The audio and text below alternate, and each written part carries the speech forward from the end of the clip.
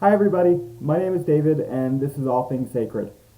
I'm coming at you a little bit clearer today. I figured out what was wrong with my camera. I thought it might have been blurry or something. I wasn't really too concerned, but I was just over here fiddling with it and I realized that it had a little filter or whatever. I went ahead and made it clearer. So hi, now I can see everyone or they can see me and what I actually look like instead of just like kind of like a blurry picture, like you need glasses or something.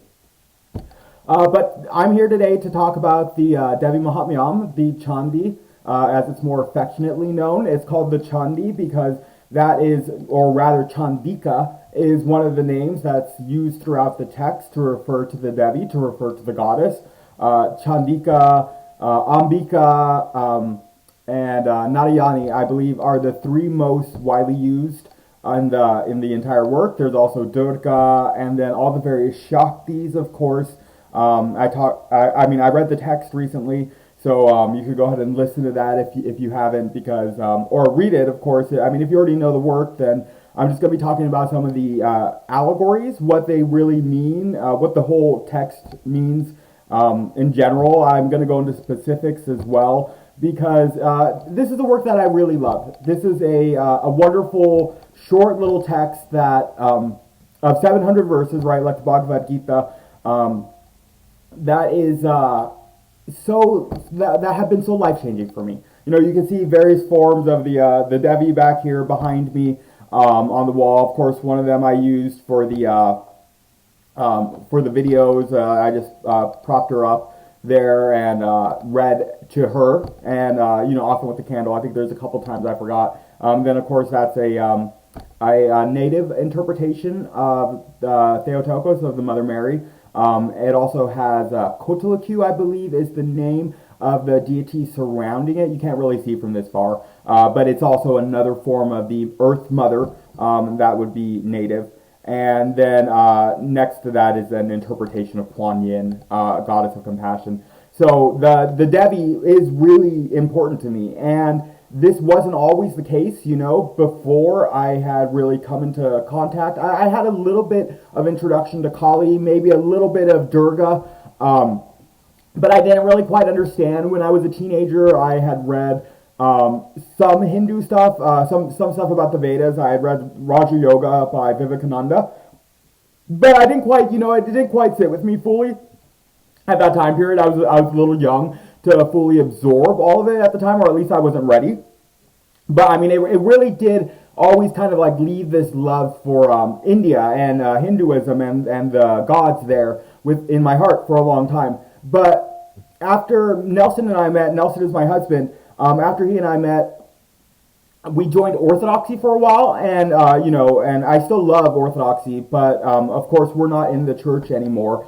And it wasn't really until reading about Ramakrishna and then reading the Chandi itself that I really fell in love with the goddess, until I really heard her story, because I never really knew that. I knew about Kali, I knew about her dance and why she stood upon Shiva, but I didn't know much more than that. And then when I had heard a shortened version, an abridged version of this tale in a book about Ramakrishna, I was just like, wow, this is amazing. Not only did it really like resonate within my being, like it really spoke to me, it really moved me, but also it was a really cool myth, and I'd always been into mythology. It's been one of the things that I love. Religion and mythology, stories of any kind. Absolutely love storytelling. And the story was so so intense, so very in your face. I was amazed. I was blown away.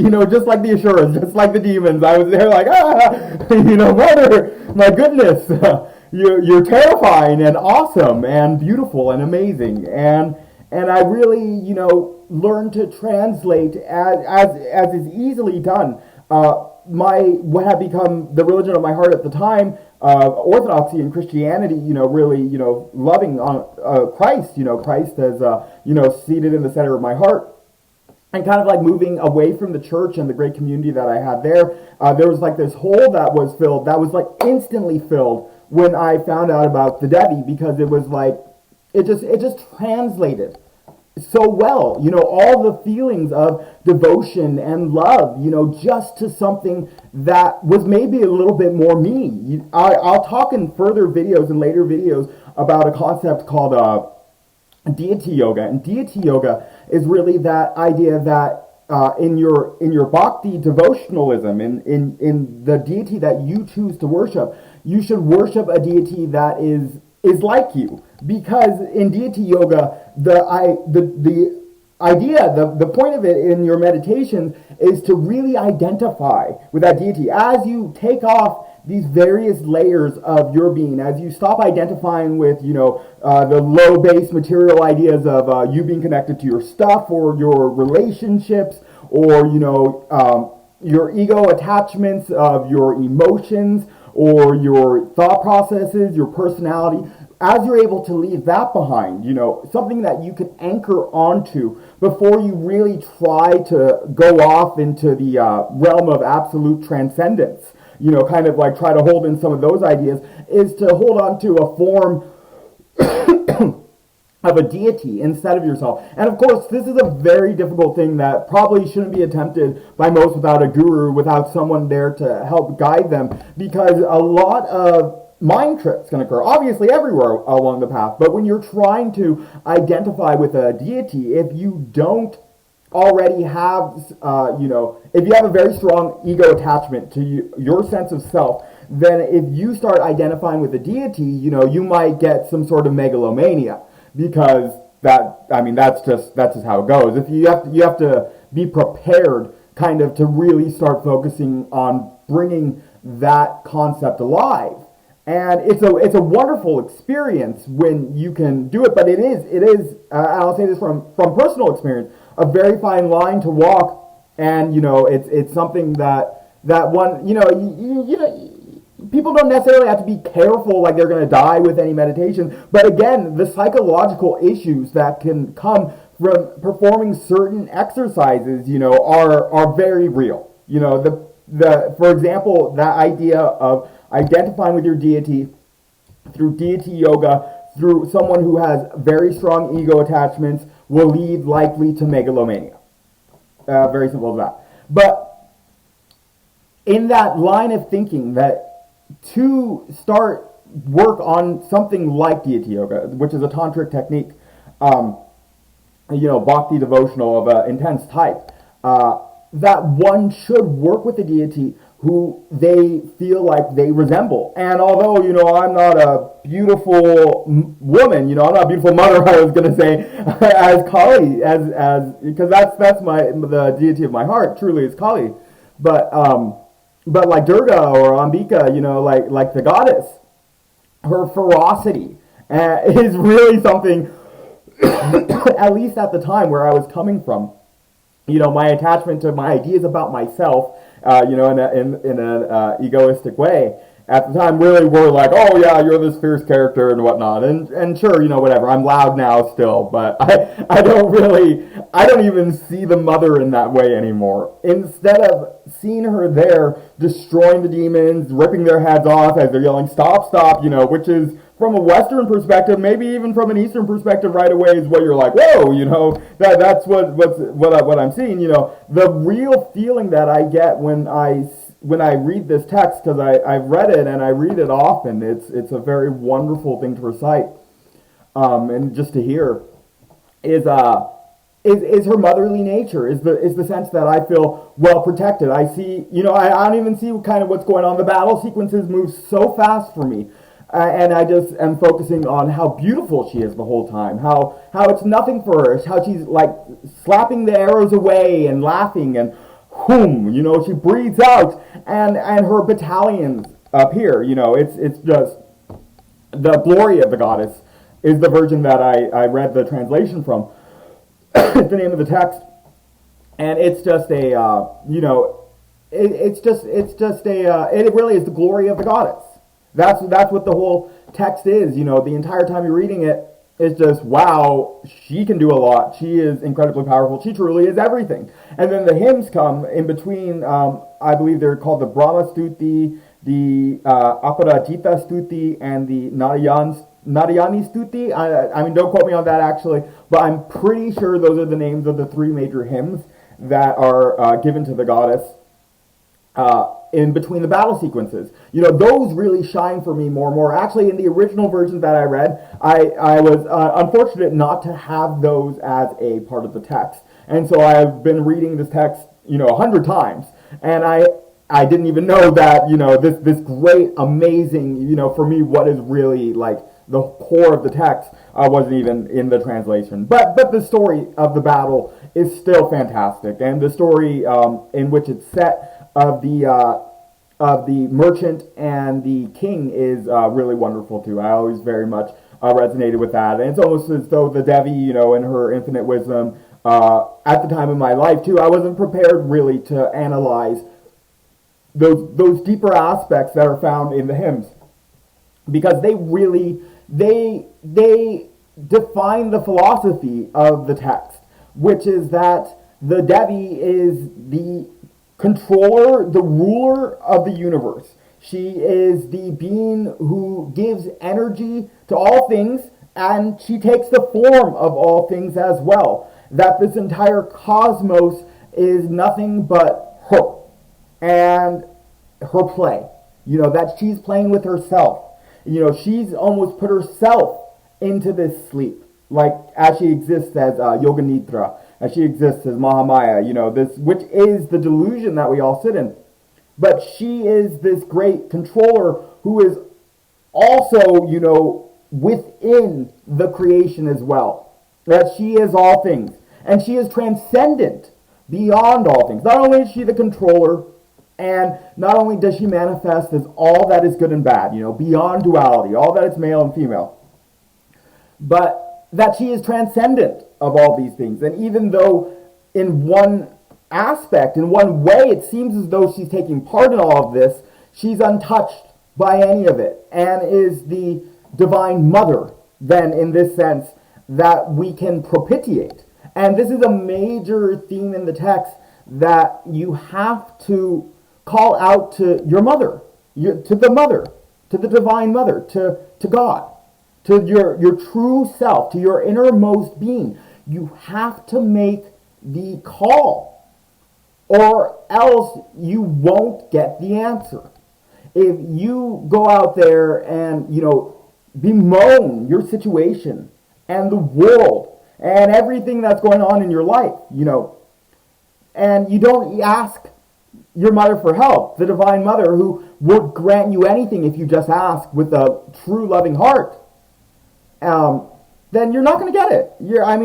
That's shown from the very get-go with in the first story, Brahma has to call to her. And the Brahma Stuti. Then at that point, he propitiates her to rise from Vishnu in her form of sleep, because she's put Vishnu in sleep, which causes the creation of the universe. But there's another scene going on in this other, obviously, dreamlike world, which almost is like the mother's dream as well, and then her coming into her own dream to, go further in and engage with her creation. So even though she is transcendent, and even though she is embodied as all things, she also can take individual body form as various saviors throughout, creation. This is the divine energy, the Shakti, the power of any avatar, such as Krishna or Christ even, And she can be found within Mary as well. Mary's a reflection of this divine goddess, as well as all women are. About the calling, about the yearning, about the propitiation, I'm reminded of a story that Ramakrishna, or not a story, but an allegory that Ramakrishna used to tell. And Ramakrishna, of course, I will do videos on him because he's very important to me. He said a lot of great things. He's the great Kali devotee. That's what people will call him. He's the greatest Kali devotee. And, his followers would even say that he was an avatar of Kali as well. And he'd probably say that Sri Shrada Devi was. Although there is reports that at the end of his life, he said to, I believe it was Vivekananda, most things were said to him, that it was true, that who they thought he was, it was who he was. I think he said that actually to a group of devotees. But anyway, I'm reminded of an allegory that when you are a child and you want something from your mother, you're helpless, you rely on your mother entirely. When you're just a child, your parents are your whole world, and of course your mother is usually the one who you turn to kind of get what you want. Father says no, it's you can't do that for some reason. He's the one that wags the finger like that. And mother's like, well, of course, your mama and grandma too, is even more that feeling. But again, she's a mother, and so mother is who you turn to when you really want something. So you go up to your mother and you're like, mom, you're pulling on her dress or whatever. You want a cookie?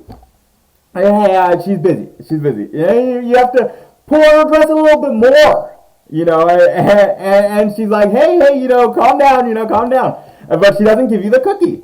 Mommy, I want the cookie. You're there on the ground, you're crying, you're throwing a tantrum. Mom will give in. At that point, your mother will give in. And that's the allegory he used for how you have to be in this world, and if you are to develop a true sense of bhakti devotionalism, if you're to develop true love for anything, if you're to develop true love, period, then you need to be like that to your divine mother. And only then will she come to you. She'll come directly to you. She will manifest to you in body form if that's how hard you're crying. And that's a wonderful thing. And she will become your constant companion and confidant because you'll realize, her all pervasiveness. So yeah, I haven't even got to my notes yet.